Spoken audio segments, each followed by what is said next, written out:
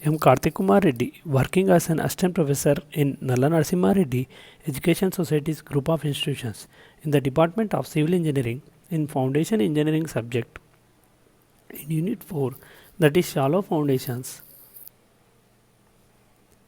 In the last class we have discussed about ultimate bearing capacity of shallow foundations, and we have also discussed about what are the different modes of failures like general shear failure, local shear failure and punching shear failure.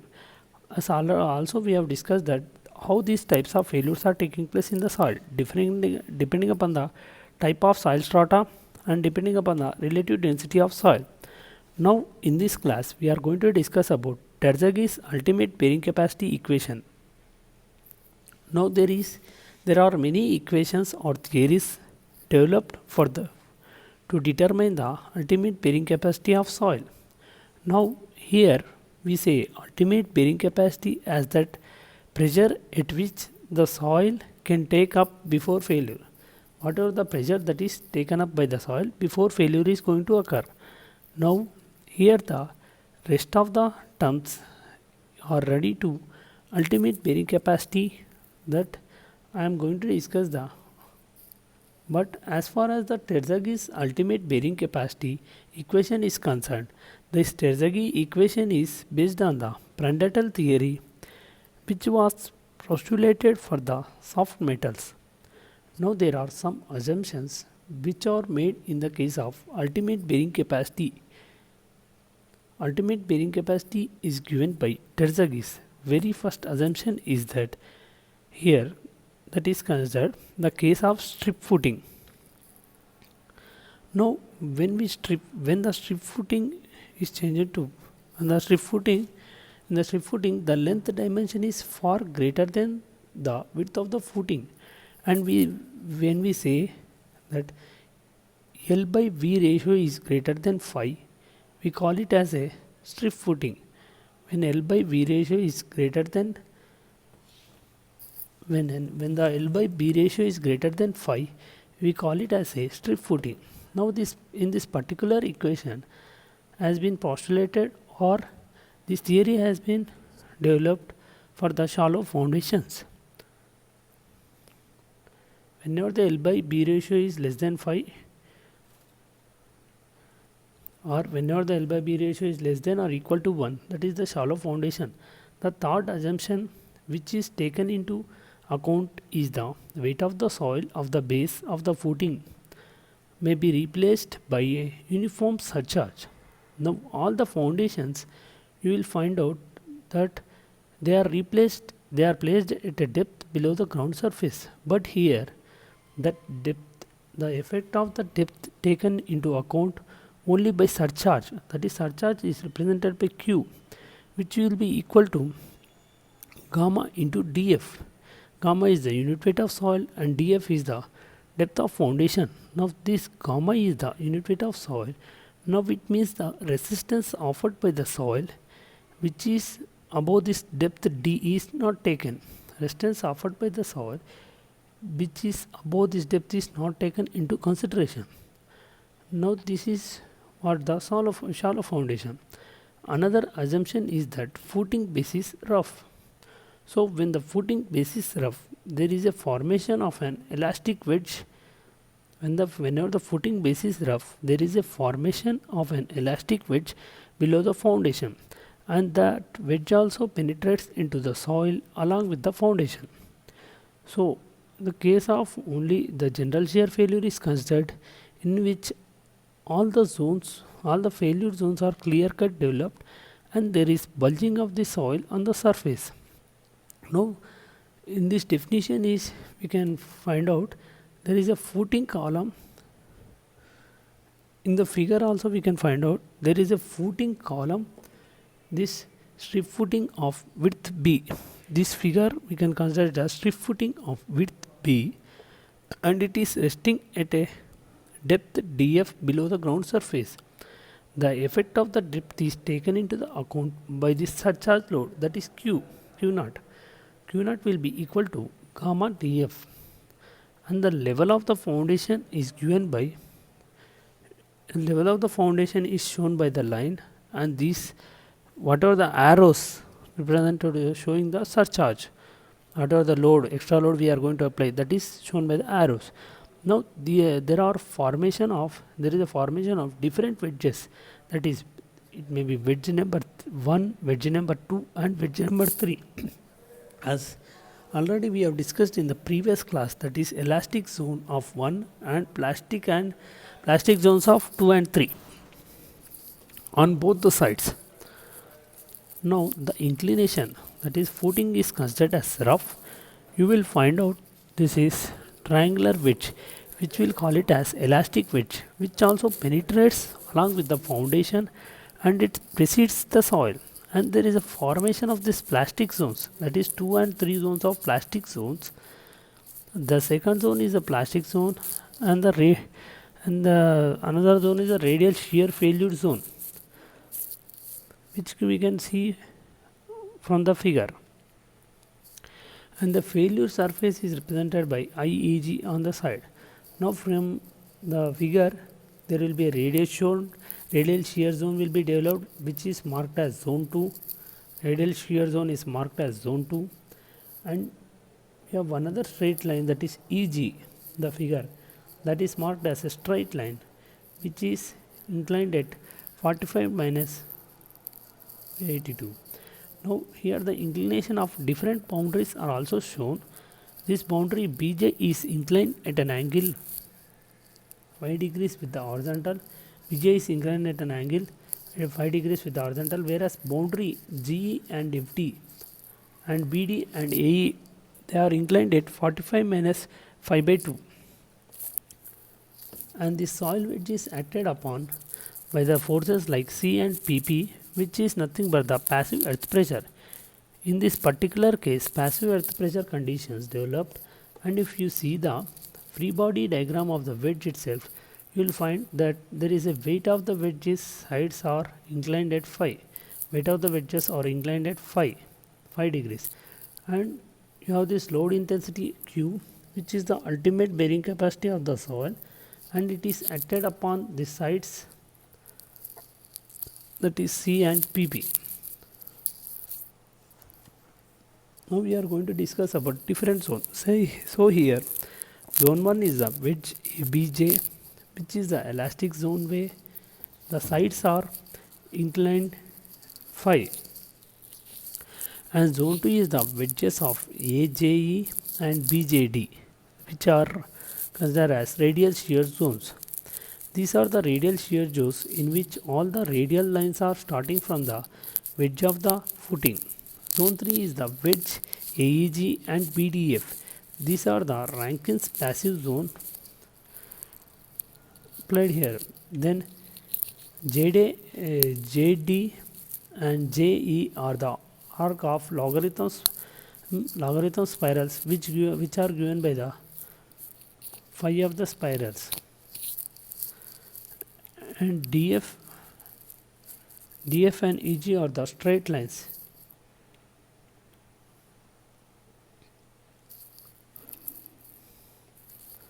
Now let us imagine that AJ and BF are two walls that are pushing the soil wedge AJEG and BJDF respectively to cause passive failure.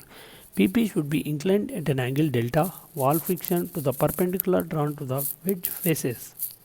In this case, we can take delta will be equal to 5, because in this particular case we are considering the effect of the bulging will be considered somewhere depending upon the type of soil, and passive pressure is represented by PP, and angle of wedge will be equal to 5. So this is the passive earth pressure condition, passive pressure. Now this is the passive pressure which will be inclined at an angle, that delta is the angle, that is the angle of friction between both the cases. So this will be taken as the angle of friction of the wall, and hence this PP will be perpendicular. It means acting on the direction of the, so it is acting in the vertical direction which will be inclined at delta. So in this particular case,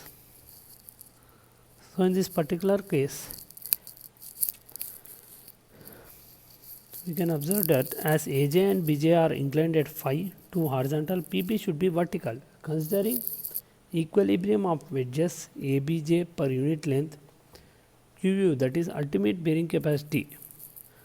So delta will be equal to phi dash. Now what will we have to do means we will have to consider the equilibrium of ABJ wedge per unit length. Now when we consider static equilibrium, here you will find out we are not considering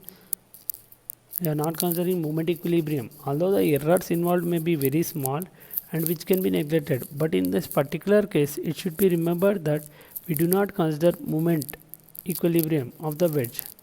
Now for the force which is acting downward will be equal to force which is acting upward. Force which will be acting downward will be equal to force which will be acting upward. Now here the downward force will be due to the ultimate bearing capacity of the soil which is acting per unit length on the width of the foundation, and the weight vector which is acting downward, the component of the cohesion which is acting on the side walls of the wedge and its component in the vertical direction, and then the pressure which is acting on the passive pressure which is acting on the passive earth pressure is the force due to passive earth pressure which is acting in the vertical direction. Now here this will be considered that B as the half of the width with the simplification, and B is equal to B by 2, capital B by 2 acting vertically downward. So this is multiplied by 2, where W will be equal to weight of soil wedge ABJ, which will be equal to gamma B square tan phi, where C will be equal to cohesive force acting along each face, and AJ and BJ, that is equal to the unit cohesion times the length of each face. Finally C will be equal to CB by, that is cohesion will be equal to CB by cos alpha. Thus 2BQ will be equal to 2 into PP plus 2BC tan phi minus gamma B square tan phi, or QV will be equal to PP by B plus C tan phi minus gamma B by 2 tan phi. The passive pressure in the above equation is the sum of the contribution of the weight of the soil, that is gamma cohesion C, and the surcharge QU. Now here in this particular figure, now this is shown the contribution of the soil weight because of the unit weight of the soil. Now here this is the face of the elastic wedge. Now here this is acting as a wall, and this it is pushing here. So there is a passive resistance which is developed here, and that passive force that will be dependent on what is the depth of this particular point, that is J below the ground surface, and the pressure distribution will be triangular. So here if H will be the height of this, and H will be given by B into tan phi, where B is half of the weight, and this will be acting at a height that is equal to H by 3. We have already seen that in this particular force will be acting at an angle phi or delta with this normal to the particular plane JB. So here this pressure distribution is triangular. This inclination of wedge is phi. Here this will also be equal to phi, and it will be given by half gamma H square into K gamma, where K gamma is the passive and pressure coefficient which can be determined by Rankins. Similar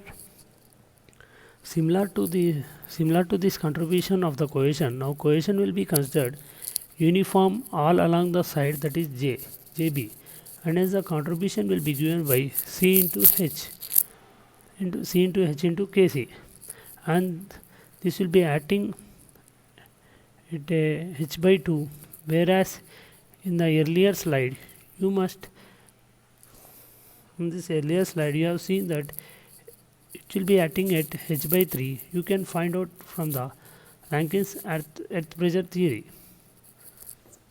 Similarly, compared to the above two conditions, similar contributions of surcharge given, that is gamma into dF.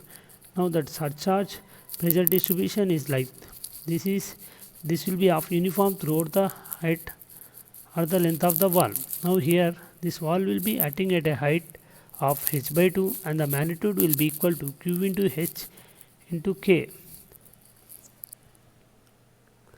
This we can write pp will be equal to 0.5 gamma of b tan phi square k gamma plus c of b tan phi square kc plus q naught of b tan phi kq, where k gamma, kc and kb are earth pressure coefficients that are the functions of the soil friction angle phi. Combining equations 3 and 4, we obtain Qu, that is ultimate bearing capacity will be equal to Cnc plus Qnq plus 0.5 gamma b and gamma, where Nc will be equal to tan phi of Kc plus 1 and N phi will be equal to K phi tan Kq, Nq will be equal to Kq tan phi and N gamma will be equal to 0.5 tan phi of K gamma tan phi minus 1. The terms Nc, Nq and N gamma are respectively the contributions of cohesion, surcharge and unit weight of soil to the ultimate load bearing capacity. It is extremely tedious to evaluate Kc, Kq and K gamma. Terzaghi gave the following equations for bearing capacity factors, where Nq will be equal to a square by 2 cos square of 45 plus 5 by 2, where Nc will be equal to Nq minus 1 of cot phi and N gamma will be equal to 1 by 2 tan phi of K by cos square phi minus 1.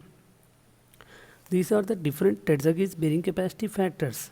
Based upon the angle of internal friction, phi values for 0 degrees, 5 degrees, 10, 15, 20, 25, where Nc, Nq, N gamma are bearing capacity factors. Depending upon the inclination angles, we are going to take Nc, Nq, N gamma values. Here similarly, these are the extended values of angle of internal friction phi for 30, 35, 40, 45, 50. Depending upon the angle of internal friction phi value, we are going to take Nc, Nq, N gamma values. Terzaghi used an approximate method to determine the ultimate bearing capacity Qu. The principle of this approximation will be if C is equal to 0 and surcharge Q will be equal to 0, and if gamma is equal to 0 and Q is equal to 0, then Qu will be equal to Qc will be equal to Cnc. If gamma is equal to 0, that is weightless soil, and C will be equal to 0, then Q will be equal to Qu will be equal to Qc will be equal to N. By the method of superimposition, when the effects of the unit weight of soil, cohesion and surcharge are considered, we have Qu equal to Qc plus Qq plus Q gamma.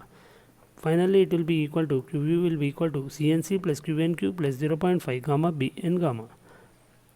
In the case of local shear failure, we may assume